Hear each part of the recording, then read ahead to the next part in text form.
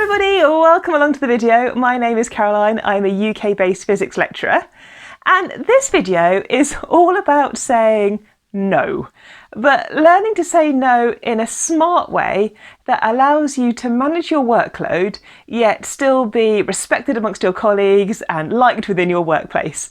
And I think no matter where you are, so you could be a student, you might be working for industry, you could be working for academia, at some point there's going to come a time when there's just too many tasks on your book and you need to say no. So I often get asked about time management, and in a future video I can definitely chat about how I balance my working week, in particular how I structure my balance between my teaching activities and my research activities.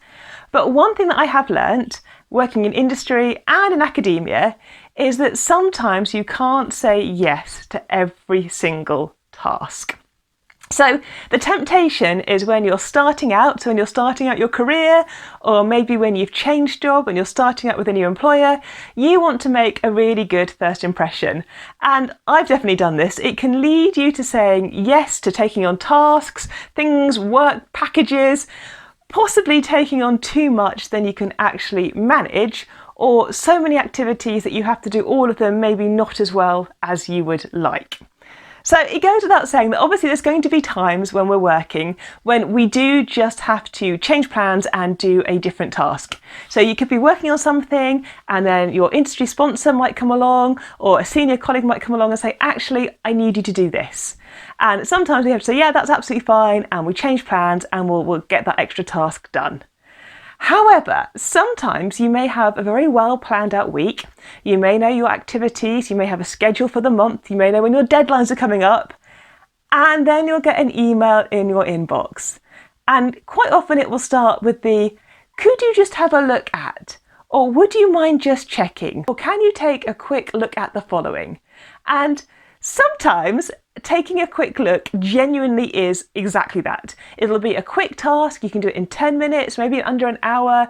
It's something you can easily do, and so you say, yeah, absolutely, I'll slot that into my daily working activities, not a problem. But sometimes the taking a quick look at something can actually mean, can you do a lot of work, a lot of analysis? Can you dive into the data? Can you make recommendations? Can you pull something together? Could you actually do a presentation? Actually, I need a report on this. And in those cases, you have a choice to make. So the first thing you can do is say, okay, I will just do this. And you say yes to the task, maybe it lengthens your working day for the next few days, and you get the task done. Now, the benefit of that is obviously you've done the task, you've taken on that work, and you're seen, I guess, as somebody who is proactively getting tasks completed. The negative point of that, though, is there might lead to an expectation that maybe you didn't have enough work in the first place and therefore you had room to take on this extra large task. Or maybe an expectation that you are happy to work late into the evenings and this is absolutely fine. And so I would just be a little bit cautious about always saying yes if you genuinely don't have the time to do something. So your next option then is to say, yes, I can do the task, but in order to do it, I need to stop doing X. Or in order to do it, I need to change the deadline for this other piece of work and maybe have an extra week or an extra month to complete it. And that way you give the person who's asked you to do the task a choice. You can either stop what you're doing and complete the new task that's come in, but the consequence of that means that the old task that you were working on is going to have to change, have a longer timescale, maybe happen in a different way, be passed on to a different colleague. Or it means that the task that's come in actually maybe is not as important as the one you're working on right now, and therefore actually no, you don't need to do that task immediately. So that's a good tactic. And sometimes when somebody asks me to do something, if I'm just super busy and I just can't do it, I'll say, no, I'm really sorry, I can't do that right now, but I could do it by such and such date. And so I give an alternative date when I can get that piece of work done by. And again, that's me being a proactive team player.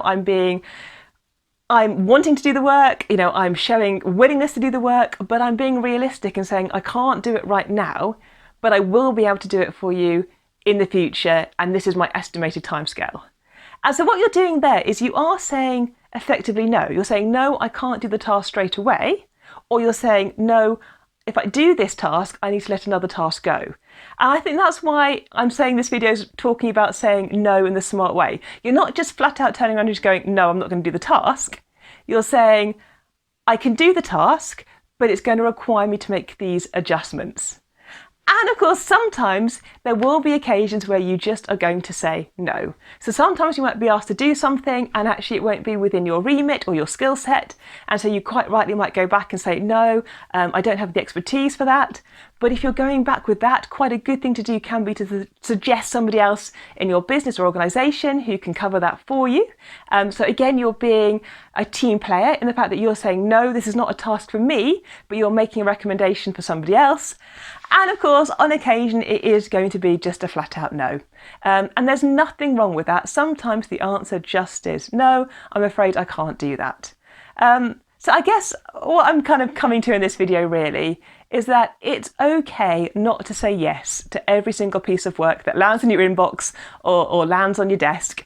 Yes, sometimes we do need to say yes to pieces of work. Yes, we are all employed by a company or a university or an industry, and therefore we do have a job to do and we do have tasks and we do have things we need to complete. But if you find your workload getting a little bit overwhelming, or there's just too many activities you've got to do, or you're not able to complete things to a standard that you think is appropriate for that particular activity, don't forget you can sometimes say no, and there are tactics to allow you to say no in a smart way which shouldn't negatively impact your career. But yeah, a video about saying no, I guess. But have a good few days. We are revving up for the start of semester, so students will be starting to arrive. I think it's our induction week for the new students next week, and then our teaching starts the week after. So we're still busy getting ready. My lectures are all laid out now, and I'm going to start recording them over the next few weeks. Also, it's busy with research grants and paper writing. So next week, or maybe the week after, I will do a video about balancing research and teaching commitments. As always, if you're getting ready for university, all the best. I hope you enjoyed the start of the next part of your education chapter. If you're starting a new job, again, hope it all goes very well. I'm here every Monday and Thursday. This is a totally university academic focused, industry sometimes related chat channel.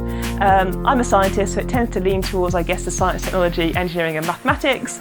So if that interests you, do hit the like button, do subscribe to the channel, and I will be back on Monday with more university content. So have a great weekend, stay safe, look after yourselves, and I'll see you on Monday. Bye.